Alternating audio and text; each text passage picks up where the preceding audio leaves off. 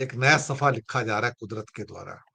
मैंने आज उत्तराखंड की बात सुनी सुजाता जी से, फिर मैंने हिमाचल की बात सुनी दिनेश कंवर जी से, मैंने ग्रेट निकोबार की बात सुनी डॉक्टर राकेश पाठक जी से। अब मैं पंजाब की कहानी पर आता हूँ, फिर मैं प्रफुल्ल जी से उसका कंक्लूजन चाहूंगा।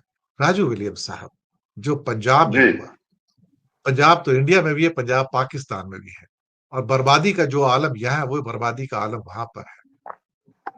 ना मंदिर में भगवान अपने आप को बचा सके, ना गुरुद्वारे के अंदर बाबा जी खुद को बचा सके, ना चर्च में बैठे हुए जीसस क्राइस्ट अपने चर्च डूब गए उनको बचा सके, ना मस्जिद में बैठे हुए उनके गॉड उनको बचा सके। साहब, एक ही गॉड है इस दुनिया में साहब, जिसका नाम प्रकृति है, कुदरत साहब। इस कुदरत के सामने सब छोटे पड़ गए साहब, सबके धार्मिक स्थल डूब गए साहब। और जो आम आदमी का जो हाल हुआ है, मैं देख के आंखों में आंसू आ जाते हैं। जिस किस्म का वहां पर तबाही हुई है इन सब जगह पर, कश्मीर में तो बहुत ही ज्यादा हुई है वहां भी। ये मैन मेड डिसास्टर है साहब। और इस सदी में मोदी जी का नाम विशेष रूप से याद रखा जाएगा कि जिस ढंग से उन्होंने कंक्रीट के हाईवेज बनाए हैं जंगल काट के, और जिस ढंग से निकोबार को उन्होंने क्या कहते हैं कि बर्बादी के आलम में पहुंचा दिया है, तो इतिहास में, उन इतिहास पुरुषों में इनका नाम जरूर लिखा जाएगा कि एनवायरमेंट के अल्टीमेटली क्या कहते हैं कि शत्रु कौन थे। रवि चोपड़ा साहब मेरे शो में भी आ चुके हैं, जो बहुत बड़े एनवायरमेंट से मैं उनका काफी लंबा इंटरव्यू भी कर चुका हूँ। लेकिन उनकी कोई सुनता कौन है? वो तो सुप्रीम कोर्ट में जाके बोलते थे तो कोई नहीं सुनता था उनकी, क्योंकि सरकार को चाइना बॉर्डर याद आता था। लेकिन चाइना बॉर्डर के अंदर चार धाम कहाँ से आते हैं? चाइना बॉर्डर के लिए कहीं और सड़क बना लो, उसके लिए चार धाम की सड़क क्यों चाहिए थी? लेकिन क्या कहते हैं ना कि ये सरकार कुल्हाड़ी पे जाके पैर मारती है। लेकिन अब हम सफर कर रहे हैं सर। राजू विलियम्स साहब, आप तो पंजाब से ही हैं, तो पंजाब में आप हाल देख रहे हैं सर। जी, इस वक्त भी जब मैं आपसे जुड़ा हुआ हूं तो बारिश हो रही है, और लगातार पिछले 4-5 दिन से हो रही है, रुक रुक के हो रही है, लेकिन हो रही है। और इसी वजह से पूरा पंजाब जो है वो आशंकित है, जहां पे भी लोग रह रहे हैं। और ऐसा पहले हुआ नहीं है। 2023 में भी बाढ़ आई थी, बहुत नुकसान हुआ था, लेकिन इस बार जो इसका स्तर है, जो समस्या का, वो उसने पूरे पंजाब को अपने जकड़ में ले लिया। ना सिर्फ पंजाब बल्कि हरियाणा, उसकी कोई बात नहीं करता है। हिमाचल में तो है ही है, ये कुंवर साहब ने भी बताया, और सुजाता जी ने जो उत्तराखंड के बारे में बताया। देखिए, बात है, आपने अभी कहा कि ना तो वो जीसस क्राइस्ट जो है वो बचा सके, ना गुरुद्वारे में बाबा जी। देखिए, बात ऐसी है, ना तो इसमें जीसस क्राइस्ट और ना गुरुद्वारे बैठे बाबा, उनका कोई इसमें दोष नहीं है। ये सारी की सारी करतूत जो है, ये हमें सजा मिल रही है। वो लोग, ठीक, जो के ना क्राइस्ट के कहने पे चलते हैं, ना दूसरों के कहने, गुरुओं, धर्म गुरुओं के कहने पे चलते हैं। उनको मानते हैं बट उनकी मानते नहीं। तो ये है हम्म, प्रॉब्लम। लेकिन उनको हमने मानते देखा हैं है पर कि उनकी पंजाब मानते नहीं। में हम उनकी नहीं मानते, उनको मानते पर उनकी नहीं मानते। ये समस्या है हमारी, ये हमारा इतराज नहीं है। लेकिन दूसरी तरफ देखें कि पंजाब में जो जो जो इसका कारण बने हैं और जो लोग इसको भुगत रहे हैं, उसमें मैं क्लियर एक डिफरेंशिएशन जो है वो करना चाहूंगा। जो लोग थे, और ये जो बाढ़ जो है पंजाब में, ये पंजाब के गांवों की बाढ़ है। ये पंजाब की जो जो जो कृषि है उसकी बाढ़ है। ये जो पंजाब का किसान है उसके लिए।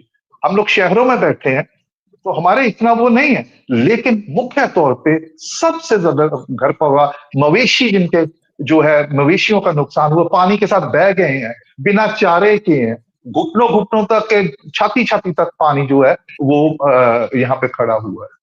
लेकिन ये सब हुआ, और वो लोग अपनी मदद खुद कर रहे हैं। उसमें सरकार सरकार कर रही है, लेकिन लोगों का एक बहुत बड़ा रोल है उसमें। समाज सेवी संस्थाएं हैं, इंडिविजुअल्स हैं, उसमें से कलाकार भी हैं, बहुत से लोग हैं, फिलेंथ्रोपिस्ट जो हैं, अपने लेवल पे अपने अपने अपने जेब में से, अपने पल्ले से खर्च करके बाढ़ग्रस्त एरिया में जा रहे लोगों को बचा के लेके आ रहे हैं। एक बहुत बड़ी बात है। और यही पंजाब, जिसे हम कहते हैं कि पंजाब का डीएनए है, कि कि पंजाब जो जो एक सिख भाईचारा है, जो जिसकी यहाँ पे मेजोरिटी है, और उनके उनके गुरुओं की शिक्षा है कि हमेशा बी पॉजिटिव, चढ़ती कला में रहना, और वो आज हम पंजाब में हमें देखने मिला। अगर आप उसको निकाल दें इसके बीच में और सिर्फ सरकारी जो तंत्र है वो जो कर रहा है, तो मान लीजिए ये बहुत भयानक एक दृश्य आपके सामने आएगा। अगर लोग ना होते तो लोगों ने भी, उन्होंने इंतजार नहीं की सरकार की, सरकारी निर्देशों की, सरकारी मदद की इंतजार नहीं। लेकिन अब सवाल ये पैदा होता है कि ये समस्या आई तो आई क्यों?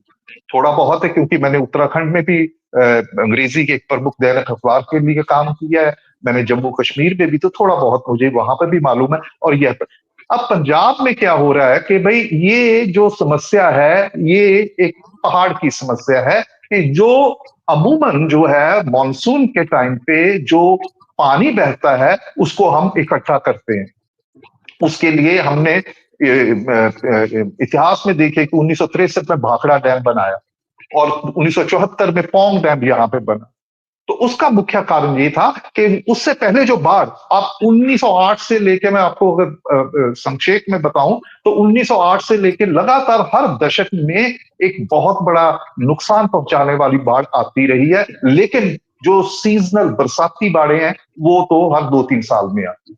1955 में जो एक बहुत बड़ा कैटास्ट्रॉफिक जिसे हम कहते हैं कि बाढ़ थी, उसके बाद जो है जब ये दोनों डैम बने तो उसमें कुछ जो है उसको रोक लगी उस पे, और उसका फायदा ये हुआ कि पंजाब में सिंचाई, और दूसरी बात जो है न सिर्फ पंजाब बल्कि हरियाणा में सिंचाई के अलावा जो बिजली उत्पादन है, विद्युत उत्पादन है, उसका भी एक बहुत बड़ा योगदान रहा है। अब सवाल ये पैदा हो रहा है कि जैसे आपने विषय लिया कि जो प्रकृति है, हमने डैम बनाए, प्रकृति को अपने कंट्रोल में अपने फायदे के लिए इस्तेमाल किया, बिल्कुल ठीक किया। डैमों को तो पानी रोकना चाहिए था, वो रेजर्वॉयर है, पानी होना चाहिए था। लेकिन हुआ क्या है कि अभी हमारे भाखड़ा ब्यास मैनेजमेंट बोर्ड के जो चेयरमैन है मनोज त्रिपाठी, उन्होंने अभी हाल ही में बताया कि इस बार 20% ज्यादा डैमों में पानी आया, जिसमें पौंग डैम में तो बहुत ज्यादा आया भाखड़ा की बनिस्बत। अब सवाल ये पैदा होता कि हम इंसानों ने, हमने डैम तो बना लिए, लेकिन प्रकृति ने उन डैमों के ऊपर जाके भी बता दिया कि भाई मुझे वश करने की जो कोशिश है ना तुम्हारी, ये मतलब इसकी सीमाएं हैं। उसके बावजूद भी कि ये सारी परियोजनाएं बनाने के बाद, हिमाचल में भी परियोजनाएं हैं, पंजाब में भी हैं, दूसरी, तो इसके बावजूद भी प्रकृति ने अपनी ताकत वो दिखाई है। यहां पे सवाल ये पैदा होता है कि अगर इसके बावजूद भी हमारे जो किए गए जो हमने कोशिशें की, उसके बावजूद भी प्रकृति अपना ये दिखा रही है, तो हमें इसको इसकी जांच करनी चाहिए, इसका अध्ययन करना चाहिए कि ऐसा क्यों हो रहा है। बावजूद बाढ़ आने के पूरे पंजाब में, आप लगा लीजिए हिमाचल, क्लाइमेट चेंज, उसके बारे में किसी को रत्ती भर फिक्र नहीं। Nobody is thinking about that. मैंने अपने जीवन में आज तक कभी क्लाउड बर्स्ट जो है इतनी फ्रीक्वेंटली हो रहे हैं, अभी भी ये अगस्त के महीने में हिमाचल में, और उसके चलते पंजाब में जब यहां पे कहीं बारिश होती है तो लोग ये कहना शुरू करते हैं कहीं ये क्लाउड बर्स्ट, बादल तो नहीं फट गया पंजाब। जो चीज पहले जो जो जो ये प्राकृतिक जो फिनोमिनन था, ये जो पहले पहाड़ों तक, वो भी हाई नीचे तक सीमित था, उत्तराखंड में हम सुनते थे कि ऐसे करके होता है, तो उसकी तरफ कोई ध्यान नहीं।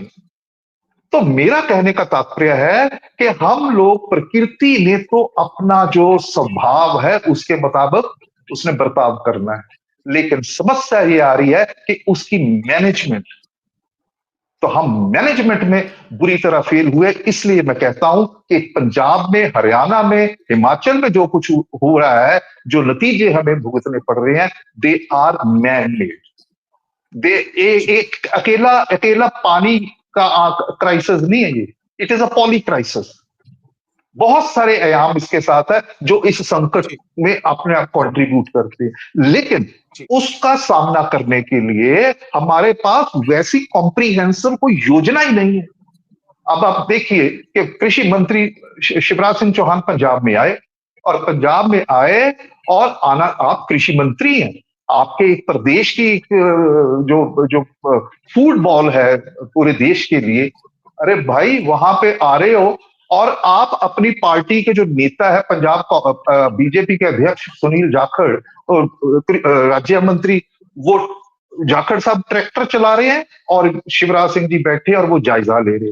अरे भाई आप मंत्री हो, आप पंजाब सरकार जो है उसके नुमाइंदों को लेके आप बाढ़ प्रभावित जो है एरियाज है उनका दौरा कीजिए, आप पॉलिटिकल पार्टी। तो मुझे लगता है कि यही जो समस्या है ना हमारी, कि ऐसी बाढ़ ऐसी आपदा को भी राजनीतिक तौर पे उसको कैच करना, और वो भी जो पार्टी सत्ताधारी है केंद्र में, तो ये चीजें हमें बताती है कि हम कहीं पे कंसेंसस नहीं है, हम सब इसी में से। और जो उसने अपना शिवराज सिंह जी ने बयान क्या दिया है कि ये अवैध खनन जो है उसकी वजह से ये हुआ, और ये अवैध खनन जो है और जब हमारी बीजेपी की सरकार थी अटल बिहारी वाजपेयी जी की, और जब प्रकाश सिंह बादल जी अकाली दल की हमारी एक अलायंस की सरकार थी, तो तब हमने रावी, ब्यास और घग्गर जो नदियां हैं इनके जो बांध है वो बड़े ऊंचे किए थे। तो वो क्रेडिट बीजेपी और अकाली दल का जो अलायंस है उसको देना चाह रहे हैं। इसका मतलब वो इनडायरेक्टली पंजाब की आम आदमी पार्टी है जिसको महज 3.5 साल हुए हैं, उसके ऊपर सारे का सारा दोष मर रहे। ये राजनीति नहीं तो क्या है, बाढ़ के ऊपर राजनीति हो रही है।